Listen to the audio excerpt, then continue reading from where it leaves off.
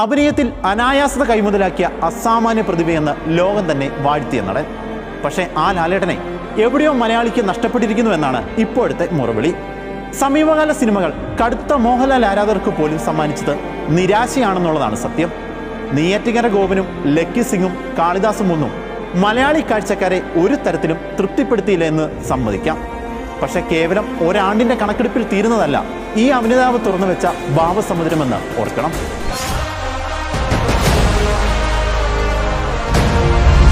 ജീവിതം തുടങ്ങിയപ്പോ ഒരു വാശിയോടെ നേടിയെടുത്ത സിംഹാസനം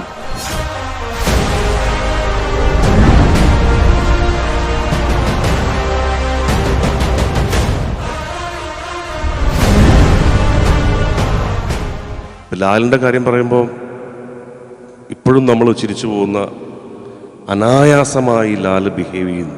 പക്ഷെ ആ അനായാസതയ്ക്ക് വലിയ വിലയുണ്ട് എന്ന് പറയുന്ന ചില ഷോട്ടുകളുണ്ട്.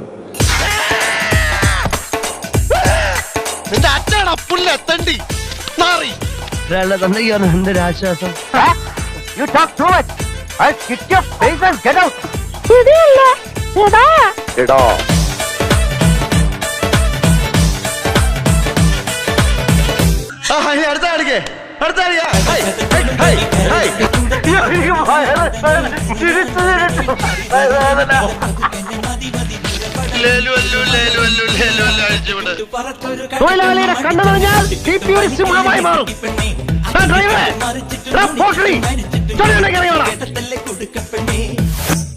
ഈ പ്രേമിക്കുന്ന പെമ്പിള്ളാരൊക്കെ കല്യാണം കഴിക്കാൻ ഞാനാര്? ശ്രീകൃഷ്ണ ഭഗവാനോ?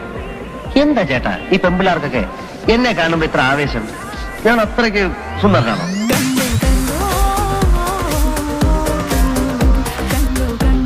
എന്നോട് പറ ഐ ലവ് യു.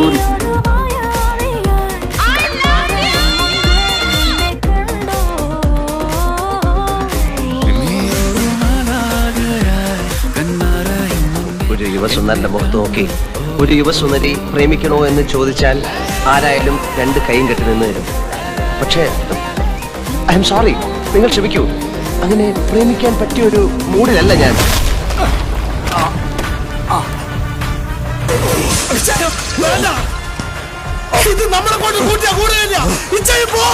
ചെകുത്താന്റെ ചോരയാടാ എന്റെ അപ്പൻ്റെത്. ആ ചോരയിലുണ്ടായതാ ചാർലി. ചെകുത്താന് നിഗ്രഹിക്കാം.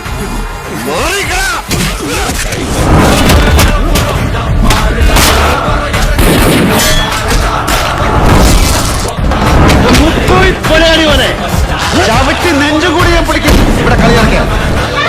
നിന്റെ പൊളിച്ച വർത്താനവും പൂങ്കണ്ണീരും കത്തിക്കും ഞാൻ. I am going to kill.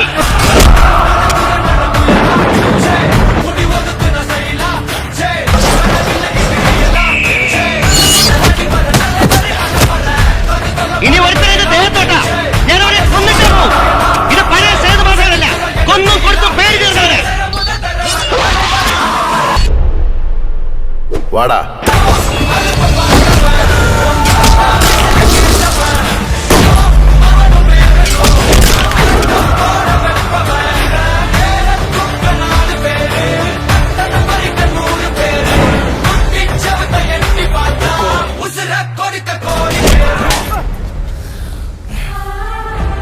Shri Mohanlal, ഒടിയൻ എന്ന ചിത്രത്തിൽ താങ്കൾ സംതൃപ്തനാണോ?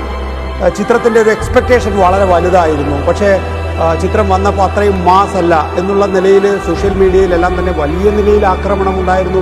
കുറച്ചു കാലങ്ങളായിട്ട് മോഹൻലാൽ എന്ന നടന വിസ്മയം മങ്ങിക്കിടക്കുകയാണ്. മണിരത്നവും പ്രിയദർശനും വാഴ്ത്തിയ മോഹൻലാൽ ഇന്ന് വാഴ്ത്തപ്പെടുന്നത് പല ട്രോൾ ഗ്രൂപ്പുകളും വാഴ്ത്തിയിട്ടാണ് ഇന്ന് മോഹൻലാൽ അറിയപ്പെടുന്നത്. മോഹൻലാലിന്റെ കരിയർ അവസാനിച്ചത് പലരും വിധി എഴുതി. മോഹൻലാൽ ആരാധകരും സമ്പൂർണ്ണ നിരാശയിലായി. ഞാനൊരു മെഗാ ലാലേട്ടൻ ഫാനാണ്. കൊതിക്കുകയാണ് ഒരു ദിവസം ഒരു പെർഫോമൻസും ഒരു സിനിമയും കണ്ടിട്ട് എന്റെ പൊന്നു ബ്രോ ലാലേട്ടൻ പൊളിച്ചടുക്കി എന്ന് പറയാൻ കൊതിയാവുകയാണ്. സത്യം പറയല കൊതിയാണ്. പുള്ളിക്ക് കൊടുക്കണമെങ്കിൽ ചെയ്യാൻ പറ്റുമോ? അല്ലെ അതാണ്. മോഹൻലാലിന്റെ താരപദവി അവസാനിച്ചു. പഴയ സിഗ്നേച്ചർ ശബ്ദത്തിലും ശൈലിയിലും മോഹൻലാലിനെ ഇനി കാണാനാകില്ല. ഈ മോഹൻലാലിനെ കുറിച്ച് ഞാൻ പറഞ്ഞിരിക്കുന്നത് അയാൾ മനോഹരമായി അഭിനയിക്കുന്ന ഒരു നടനാണ്. അദ്ദേഹത്തിൻ്റെ ശക്തി, ഞാൻ പറഞ്ഞിട്ടുള്ള വാക്കാണ് പറയുന്നത്, അദ്ദേഹത്തിൻ്റെ ശക്തി എന്താണെന്ന് അദ്ദേഹത്തിന് അറിഞ്ഞുകൂടാ. ചാരം മൂടിയ കനലിന് മീതെ കാറ്റ് വീശട്ടെ. അതൊരു കനൽ കാറ്റാവട്ടെ.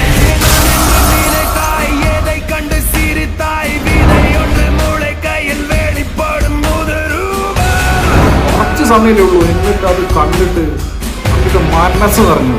ആരുടെ കണ്ണ് കൂർക്ക കണ്ടു, ലുക്ക് എന്നൊക്കെ വെച്ച് കഴിഞ്ഞാൽ അതുകൊണ്ട് ലാലേട്ടൻ പൊളിയായിരുന്നു. പൊളി. കാലം മാറി സാർ. പുതിയ തലമുറയിലെ പെൺകുട്ടികൾ അങ്ങനല്ല. അവർ വ്യക്തമായി വിളിച്ചു പറയും ആരാ, എന്താ, എങ്ങനെയാണ്.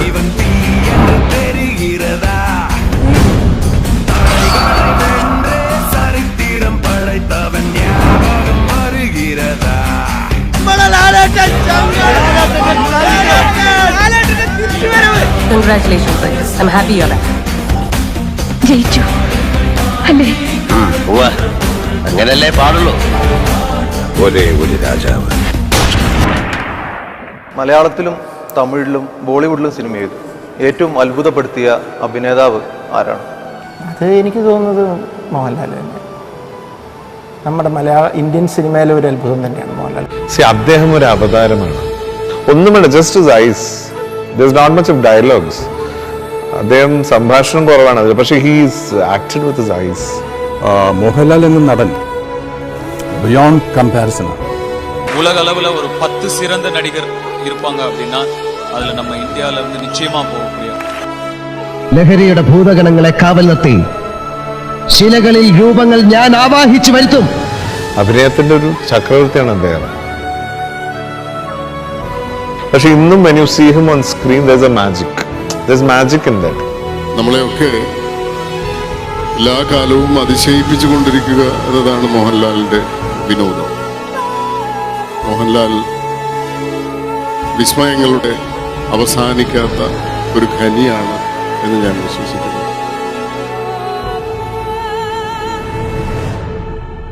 ഏത് പ്രതിസന്ധിയിലും വിളിച്ചു പറയാൻ എൻ്റെ മനസ്സിൽ സിനിമയിലെ തിരക്കഥയിൽ എന്നപോലെ ഉറച്ചൊരു വാചകമുണ്ട്: എനിക്ക് എൻ്റെ പിള്ളേരുണ്ട്.